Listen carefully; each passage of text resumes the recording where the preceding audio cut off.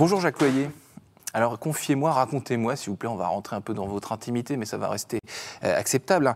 Un souvenir de magasin étant enfant, voilà, qui vous faisait rêver ou dans lequel vous avez fait les 400 coups, dites-moi ça. Écoutez, je vais vous raconter une anecdote qui est un peu particulière. C'est que quand j'étais enfant, j'avais 6-7 ans, je jouais beaucoup au Monopoly. Et un jour, il m'est venu l'idée de prendre des billets de Monopoly et d'aller acheter des bonbons à la boulangerie d'en bas et de payer avec des billets de Monopoly. Mais j'étais très déçu parce que ça n'a pas marché. Étonnamment, ça n'a pas marché. Ça n'a pas marché du tout. Et vous n'avez pas recommencé depuis? Non, mais j'y croyais et c'était sincère. Je me dis, bon, pourquoi pas. Voilà.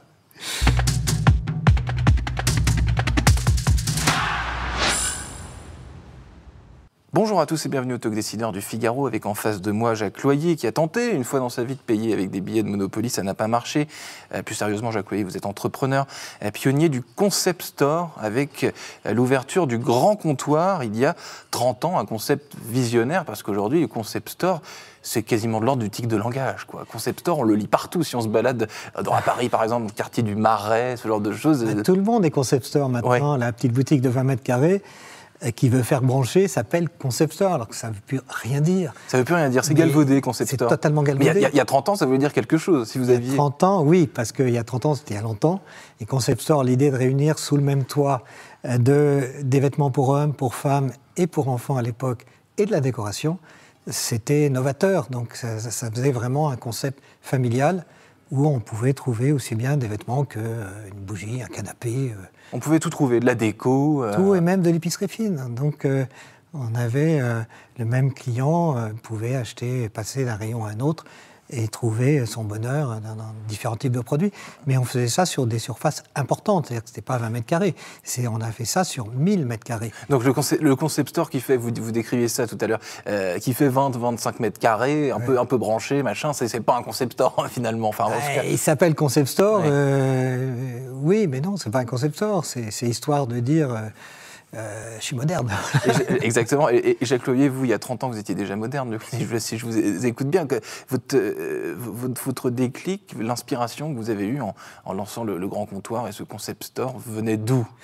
Écoutez, moi, c'est très simple. J'avais une première entreprise que j'avais créée 7-8 ans avant, qui s'appelait Coup de Cœur, qui vendait des caleçons, que j'avais créée avec une jeune fille qui s'appelle Alix de Ribrol, qui avait eu l'idée des caleçons à l'époque. C'était totalement novateur aussi, c'était en 82. Et ça n'a pas trop mal marché. Et quand on a arrêté Coup de Cœur et qu'on a vendu cette société à Devanlay qui avait Lacoste, entre autres, comme marque, je me suis retrouvé à 33 ans sans savoir quoi faire. Et il a bien fallu que... Il n'était pas question de faire autre chose que l'entrepreneuriat. Hors de question. Hors de question. Hors de question. Quand on y a goûté et que ça marche sensiblement... C'est ça. Donc pour répondre à votre question... Entre Coup de Cœur et le Grand Comptoir, j'ai passé quelques mois aux États-Unis, j'ai loué une voiture, je suis promené, j'ai essayé de voir... C'était en quelle année, du coup? C'était en 91. Et donc... 91, vous partez aux États-Unis, vous faites un road trip. Oui, exactement, de New York, le nord de New York, Long Island, comme ça, pour voir. Et puis... Et vous avez vu? Oui, des concepts assez modernes qui réunissaient pas mal de choses en même temps. Et je me suis dit, tiens, ça n'existe pas vraiment en France, pourquoi pas? Bon, alors on a au début tâtonné, totalement tâtonné, et puis à force, petit à petit, le concept a pris forme. Et à force de regarder, d'écouter, de regarder ce qui marchait, on a fait un truc qui ressemble à quelque chose, quoi. Qu'est-ce qui marchait pas au début? Après, on va parler de choses un peu plus fraîches, si je puis dire, mais au tout début, quand vous lancez ce concept en France, qu'est-ce qui plaît moins? La difficulté, comme dans tout commerce, c'est de trouver le bon produit qui se vend et de faire venir les clients. Là, trouver le bon produit, c'est pas évident tout de suite, surtout que moi, à l'époque, j'étais tout seul à acheter et que fondamentalement, je suis pas un très bon acheteur. Les vêtements pour femmes, j'en vendais, mais ça m'intéresse pas plus que ça, donc je savais pas, donc je n'étais pas très affûté, donc j'avais des problèmes après de stock, c'est-à-dire que j'achetais parfois des produits qui se vendaient pas comme je l'aurais souhaité, et vous aviez sur les bras. Oui, j'avais un peu sur les bras, donc ça a été un peu pénalisant. Et après, j'ai eu beaucoup de chance. En 95, j'ai une très bonne amie qui m'a téléphoné en septembre et qui m'a dit, voilà, après 13 ans de bons et loyaux services à l'entrepôt, qui est un concept assez avant-gardiste rue de Passy, elle m'a dit, ma directrice a décidé qu'ayant élevé ses enfants, elle n'avait plus besoin de moi. Je lui ai dit, génial, c'est une femme, elle connaît le produit 10 fois mieux que moi, donc je lui ai dit, ce serait une bonne idée qu'on travaille ensemble. Et ça s'est fait dans la foulée, rapidement.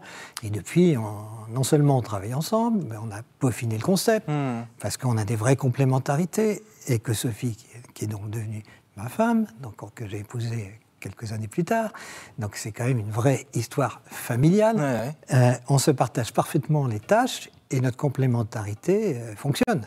Aujourd'hui, son bureau est à côté du mien. Vous êtes en colocation professionnelle on est droite, on vit une vie à la fois professionnelle et personnelle qui marche très bien depuis 25 ans, si bien qu'on a eu un fils aussi il y a 20 ans, donc il a 20 ans, et qu'on a maintenant une entreprise familiale. Oui, parce que votre fils est entré dans le... Oui, il a 20 ans, c'est un artiste, et il fait des tableaux plutôt intéressants, et après, il semble avoir du succès.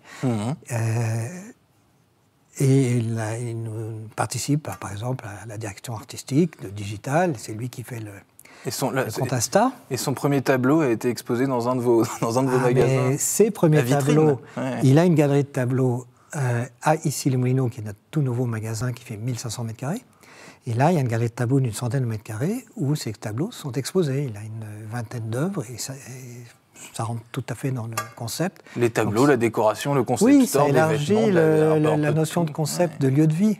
Parce que ce qui est compliqué, et ce que vous disiez juste avant, avec ce concept, c'est de sélectionner des produits qu'on ne connaît pas spécialement. Donc c'est un travail, j'imagine, assez énorme, de veille, de benchmarking, tel produit qui marche dans tel pays, etc. etc.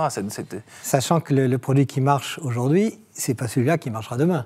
Donc c'est pour ça que nous, on a pas mal de concurrents qui viennent chez nous avec un petit carnet et qui regardent tout ce qu'on fait. Mais le problème, c'est que s'ils achètent ce produit-là, c'est dépassé. Donc nous, notre job, c'est d'avoir la longueur d'avance. Est-ce que c'est symptomatique de notre époque, vous diriez, Jacques Loyer, cette tendance au zapping? C'est-à-dire un élément de décoration, une mode, peut cartonner pendant 5-6 mois, et ensuite, on passe à autre chose, quoi. Tout à fait. Il y a effectivement des produits qui marchent parce qu'il y a un effet de mode. Mais l'effet de mode est plus court qu'il y a... Qui part comme ça, tout d'un coup. Par exemple, le bonnet n'a pas péri. Tout d'un coup, tout le monde voulait le bonnet n'a pas péri. Ça a duré 1 an, 2 ans, puis tout d'un coup, fini, top, fini. Et il ne fallait surtout pas en avoir trop longtemps. Parce que si on en a trop, après, c'est plus la mode, c'est ringard. C'est ringard. Et donc quand on vend des trucs, puis les modes partent, on ne sait pas comment. Par contre, il y a aussi des produits qui sont basiques. Heureusement, parce que, par exemple, une chemise pour hommes, blanche ou bleue, on en fait depuis toujours, et on continue à les vendre, et on continuera à les vendre, parce que ça, c'est un intemporel. De même que les pulls de couleur. Bon, ça, c'est pas de la mode pure et dure. C'est pas un produit qui va se vendre une année et s'arrêter net l'année après. Ça continue. Est-ce que vous avez le sentiment, Jacques Loyer, d'avoir été copié sur cette idée, ce concept Parce qu'au début, ce que je n'ai pas dit et que j'aurais dû dire dès le départ, c'est que Paris, aujourd'hui vous êtes dans différentes villes, etc., mais Paris, c'est votre terrain de jeu de départ, quoi. Donc, le magasin de la rue du Bac, un autre à Suresnes, un autre à Issy. Et donc c'est ce terrain de jeu-là, au début, qui vous a permis de sentir... On habite cette région, donc ça nous permet d'avoir un grosse dose de chalandise. Ça nous permet aussi d'être près des fournisseurs. On n'aurait pas pu, ça aurait été plus difficile pour nous de faire ce concept en province. Bon, on l'a fait sur notre lieu d'habitation, dans notre quotidien, et ça nous permet de l'avoir développé à Toulouse, à Nantes, à Rennes, à Montsartou, à côté de Cannes, à Villagrand, à côté de Genève, et donc, vous l'avez cité, à Issy-les-Moulineaux, et à rue du Bac, et à Suresnes. Donc des lieux, des endroits... la rue du Bac n'a rien à voir avec... Non, des lieux atypiques. C'est un concept assez en décalage. Et c'est un concept surtout qui est basé sur l'espace, si vous le disiez tout à l'heure. Oui, sur l'espace et le volume. L'espace, le volume. Oui. Donc, à une époque où on parle que de e-commerce, de web, d'achat compulsif avec un, deux, trois coups de clic sur une souris, ou alors en scrollant sur un smartphone, c'est pas vraiment l'idée, vous.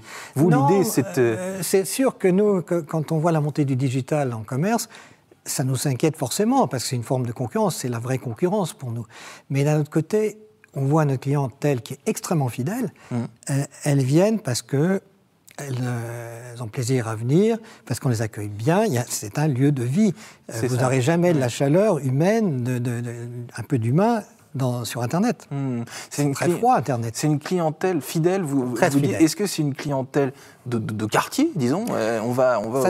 Ça dépend des... À Suresnes, c'est une clientèle de grands quartiers, c'est-à-dire que les clients viennent de toute la région ouest, donc c'est un lieu de destination.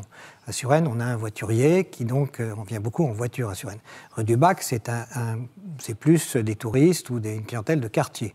À Issy-les-Moulineaux, c'est une clientèle pour le moment de quartier, et on essaie d'élargir pour que ça devienne de plus en plus un lieu de destination.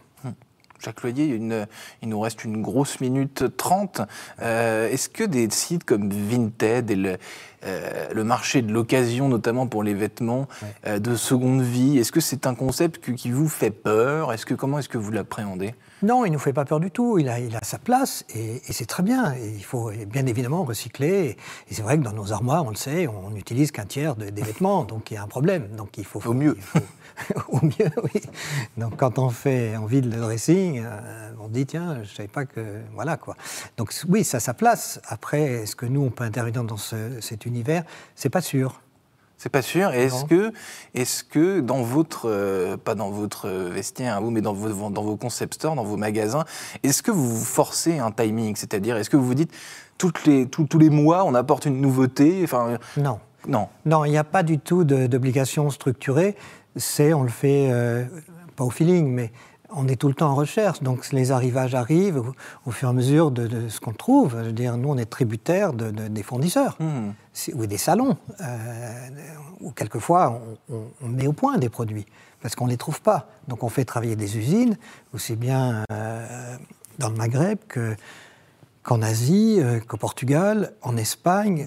On définit les produits qu'on aimerait avoir, qu'on ne trouve pas chez les fournisseurs et qu'on fait faire. Et donc créateur aussi, un peu avec le grand comptoir. Un peu créateur, c'est un peu prétentieux, mais on essaye de mettre au point des produits qui ont leur raison d'être sur le marché et qu'on ne trouve pas, oui. Y compris le tableau de votre fils. Merci Jacques Loyer, entrepreneur, donc j'ai dit pionnier du Concept Store il y a 30 ans et fondateur du Grand Comptoir. À très bientôt. Merci beaucoup, merci.